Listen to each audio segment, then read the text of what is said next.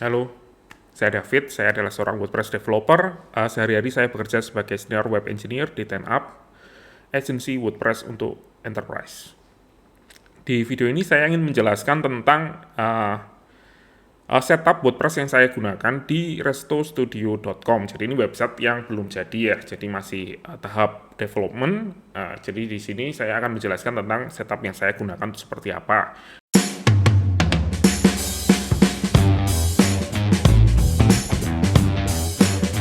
Di video saya yang sebelumnya, ya saya menjelaskan berbagai macam setup WordPress yang bisa kita lakukan. Misalnya kita bisa mengubah WordPress ditaruh di direktori sendiri, kita juga bisa mengubah WP kontennya kita, bisa meregisterkan custom theme kita di direktori sendiri juga gitu ya. Dan di sini saya menjelaskan setup yang saya pakai di website yang akan di launch ya, semoga tahun ini atau mungkin tahun depan. Kita akan lihat aja langsung ya. Nah, ini adalah repository saya, ini masih private dan bakal selamanya akan jadi private ya. Kalau kita lihat di sini ya, yang saya setup di WordPress-nya saya, yang saya masukin ke Git itu hanya MU plugin saja. Kalau kita lihat saya harus cek dulu ya direktorinya.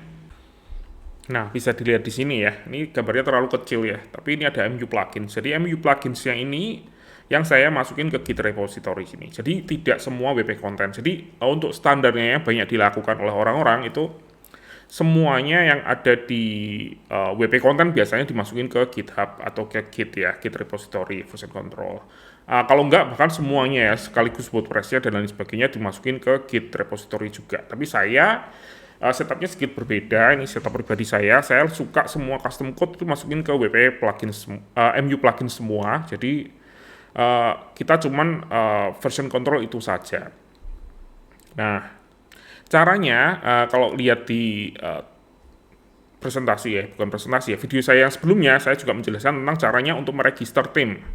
Jadi themes pun yang theme custom ya, saya pakai GeneratePress, pakai child theme-nya GeneratePress. Di sini saya juga masukin ke MU plugins. Caranya gimana? Ini ya, saya bukain kodenya ya. Jadi cuman seperti ini aja ya. Nah, kita tinggal meregisterkan theme directory seperti ini di direktorinya MU plugins directory themes. Jadi di sini kalau semua themes yang saya masukin ke directory themes akan direcognize oleh WordPress. Kita bisa lihat di ini lokal saya ya, setup lokal. Di sini kita bisa lihat ya, GeneratePress-nya ini kalau kita lihat filenya, gambarnya di sini ya. Ini ada di WP Content Themes, jadi standar ya. Tapi child theme-nya saya, kalau kita lihat di sini ya, lokasinya ada di MU plugins, WP Content /MU plugins /theme /GP Resto Studio. Jadi setupnya saya pakai seperti itu. Jadi ini bisa dilakukan dengan cukup mudah dengan hanya satu baris kode aja. Jadi kita bisa meregisterkan direktori manapun yang ada di server kita menjadi direktori themes tersebut ya. Tadi harap diingat ya, custom seperti ini kadang ada beberapa konflik di mungkin environment yang berbeda dari yang kita pakai. Misalnya kita pakai server Windows itu kadang bisa jadi bermasalah karena sistem direktorinya berbeda ya dengan direktori yang ada di Linux. Tapi kalau pakai Linux biasanya sih cukup standar ya. Di sini juga saya juga menggunakan Composer dan NPM ya. Nah, di tutorial saya yang sebelumnya, saya juga menjelaskan tentang gimana caranya menggunakan Composer untuk ngecek kode yang kita tulis. Misalnya dengan menggunakan PHP CS, yaitu PHP Code Sniffer, apakah kode itu sudah sesuai atau tidak dengan menggunakan standarnya WordPress. Nah, di repository ini saya tambahkan lagi fungsi tambahan di mana kita akan ngecek kodenya itu sesuai atau tidak dengan standar yang kita pakai PHP CS, tapi diintegrasikan dengan Git. Jadi misalnya ya, ini kodenya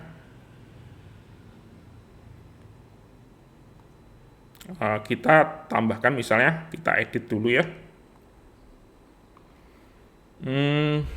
Salah satu kodenya yang ada di sini ya, loadnya nih deh. Loadnya ini kita pakai seperti ini.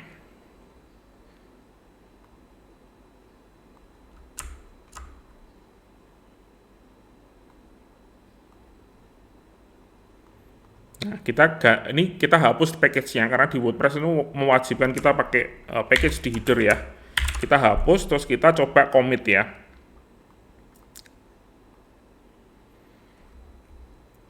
Standar menu, saya pakai Tortoise Git ya di sini. Kita git commit, jadi pakai command line juga bisa sih sebetulnya. Nah, ini test commit. Kalau kita commit di sini ya, karena ini nggak mengikuti standar WordPress, maka akan terjadi error ketika kita commit.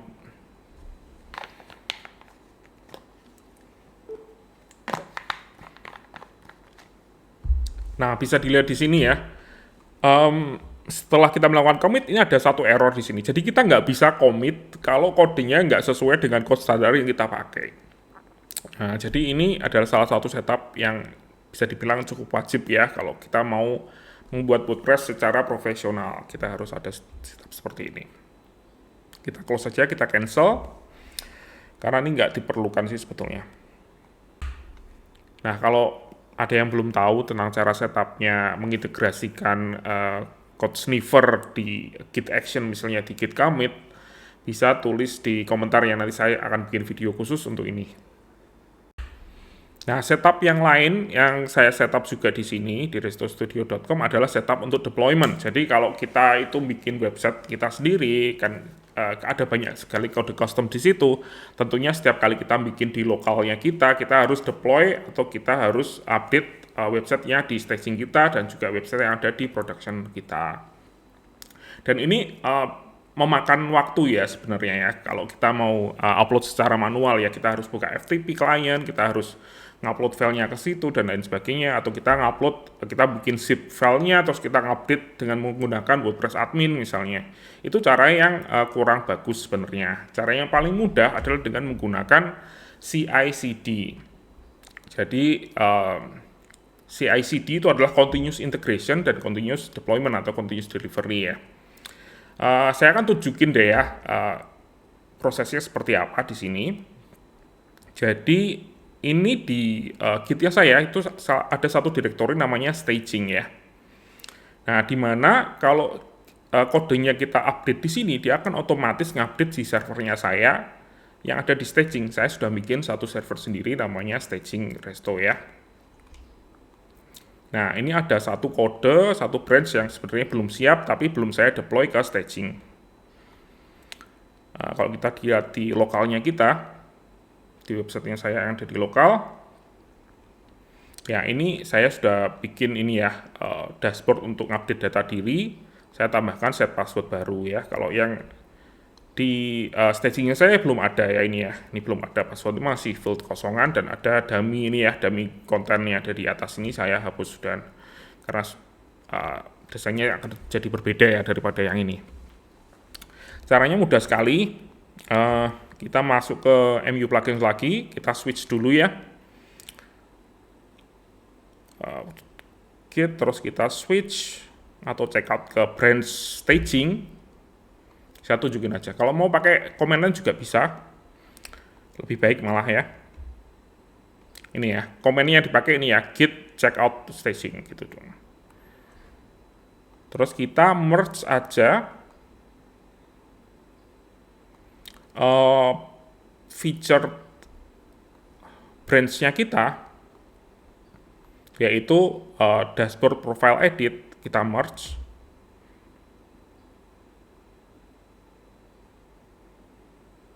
Oh, ini ada banyak sekali updatean di sini, sudah di merge semua, terus kita deploy. Dengan cara kita push ke Git-nya kita. Nah, ini sudah di-push ke staging. Kalau kita lihat di GitHub-nya kita lihat ada recent push to staging. Dan kalau kita lihat di tab action, nah kalau kita lihat di action yang ada di sini ya, akan ada satu lagi ini ya, entry 1 menit yang lalu ini ya. Deployment yang terjadwal secara otomatis. Jadi kalau kita lihat setelah kita merge ke staging dengan otomatis, dia akan deploy ke servernya kita. Kalau kita refresh, maka ya sudah ada set password baru yang ada di sini ya. Ini ada di localhost kita di SAM, dan di sini ada di servernya kita untuk kita tes lebih lanjut. Caranya seperti itu ya. Kalau ada yang masih belum tahu ya tentang apa itu continuous integration, continuous deployment itu seperti apa, nanti tulis saja di komentar, nanti saya bikinin videonya ya untuk menjelaskan semua providernya apa aja ya. Misalnya ada banyak sekali provider ya, misalnya Deploybot, ada Circle CI, ada GitLab yang bisa kita gunakan juga. Tapi kalau sekarang sih kita lebih baik pakai GitHub Action karena gratis ya. Setupnya juga cukup mudah. Kalau kita lihat di sini ya, dengan menggunakan yang disebut dengan GitHub Workflow ya. Kita tinggal set aja, dia otomatis akan detect dan server kita pun langsung terupdate dari file yang ada di GitHub-nya kita seperti itu. Jadi ini setup yang sangat memudahkan dan menghemat waktu ya, daripada harus buka FTP, harus upload lewat FTP atau lewat WordPress admin atau lewat yang lainnya ya. Dan ini setup yang cukup standar. Jadi ya, kalau ada yang belum tahu cara setupnya menggunakan GitHub Action, bisa nanti tulis aja di komentar. Kalau ada yang punya setup yang khusus, bisa juga share di bawah ya. Oke, itu aja setup yang mau saya share di video ini. Subscribe terus, jadi tahu progresnya nanti seperti apa ya. Walaupun ya ini adalah project hobi ya, jadi jalannya pelan-pelan nanti ya. Oke, selamat kembali bekerja.